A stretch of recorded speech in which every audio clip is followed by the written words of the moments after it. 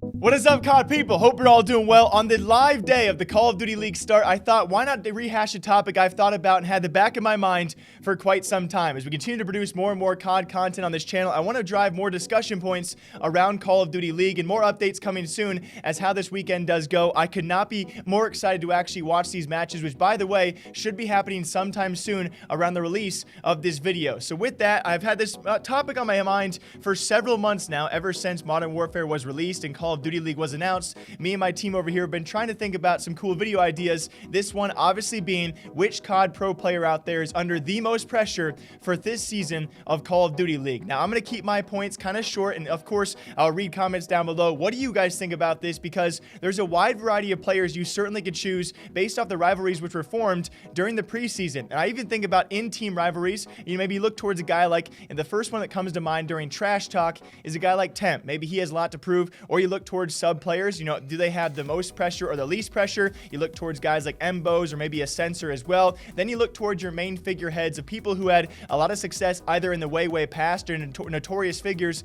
in the scene, or the players who most recently had success. You look towards guys like Scump or Clayster, or you look towards the former Optic guys, that being Scump or Formal or Crimsix. And you really got to ask yourself, who of all of these players is under the most pressure?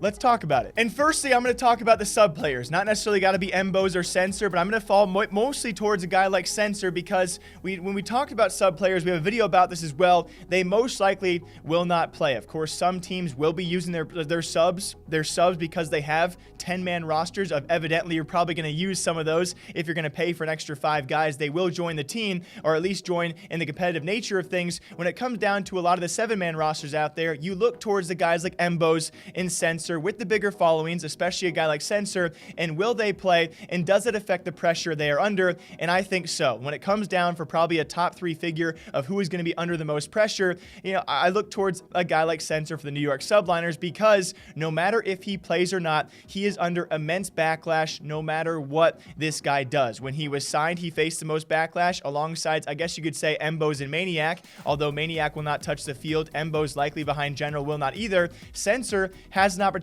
to do so, and whether or not he performs when his time does come, if it does not matter how well he does. He will always be facing backlash, although I understand the other side of things as well. When it comes time for being a sub player, if you're not really fearing playing, you know, if you don't play at all, is there pressure? Not really, but if you do get your chance, the pressure jumps up immensely. So when it comes time for mentioning who possibly does have the most pressure, I think Censor has to be on the back of your tongue, because let's face it, guys, everything he does is under so much backlash in this community because so many people don't think he deserves to be there, and so he's definitely going to be amongst the top players on my list. Then I look towards the experienced players out there, and you look towards a guy like Clayster, right? A guy like Clayster who finally does it last year, and can he do it again? Certainly got to be pressure there, especially with a brand new experienced lineup. He's playing alongside another experienced player, that being Crimsix. Can he prove himself to be the best leader in Call of Duty and do what he did last year again on a short notice?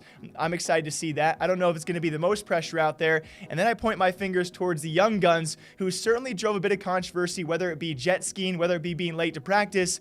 TJ and Dashie, I'm going to pair them up as under pressure by themselves. But again, do they feel that pressure? I have no idea. They seem to be a lot more laid back, kind of like Scump, not really like going public with all of these things, and being laid back in the sense of, you know, they're obviously very, very good. Do they need to put forth their effort all the time in practice and be on time all the time? Not necessarily, but certainly with all the controversy and drama around those two, and now going to a new team but still with Optic, there's got to be some pressure there. Can they perform under new management, under a new coach, and of course alongside 3 other members as well? And when it comes time on this list for looking at my 2 main figures, I think Censor's probably a close third, but I think the 2 guys out there, and you guys might agree with me on this one, that are by far and away under the most pressure, I looked first towards a guy like Scump. Obviously one of the most, if not the most notorious figureheads in Call of Duty history, and now seemingly chose his new lineup to team back up with Formal, and of course surround themselves with 3 younger guns as well. And amidst all of the controversy and drama around whether or not it was his decision to remove Crimsix and only play with Formal and 3 new figureheads around them, of course stick it out with Hex alongside that. Yes, Scump is a lot more laid back, does not bring these things public. He is the exact opposite of Crimsix when it comes time for keeping things to himself. I really do generally believe believe he will not call you out unless he is called out first. And even when he calls you out, it's during a very, very short streaming clip. Meanwhile, the other side of things, we have Crimsix, who I do believe, to answer your question, or at least my own question for this video, who do I believe to be under the most pressure for this season of Call of Duty League? For me, by far and away, it is Dallas Empire's Crimsix. Not only has he played the villain card to the very extreme, heck guys, in the most recent Dallas Empire production, this guy is now getting mad at a poster of the old Optic guys. No one else is doing this.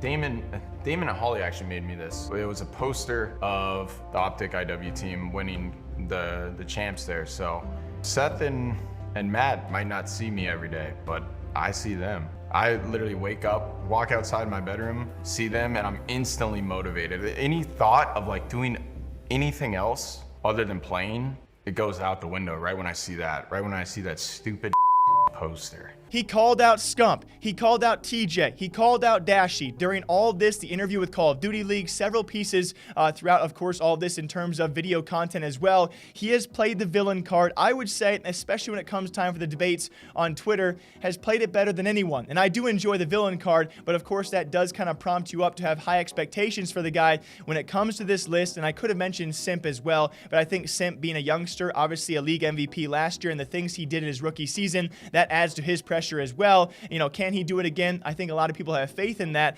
When it comes to actually playing yourself up so much and being under the most pressure with, again, a new lineup, also side by side with some extreme leadership and 3 very, very young guns who are very talented as well, and also being talked up throughout scrims of being a very solid roster, I think by far and away the most pressure-facing person in Call of Duty League this season will be Crimsix.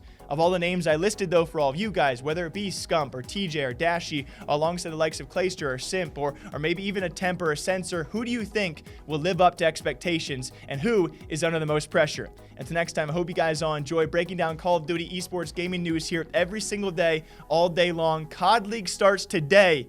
Let's get it rolling.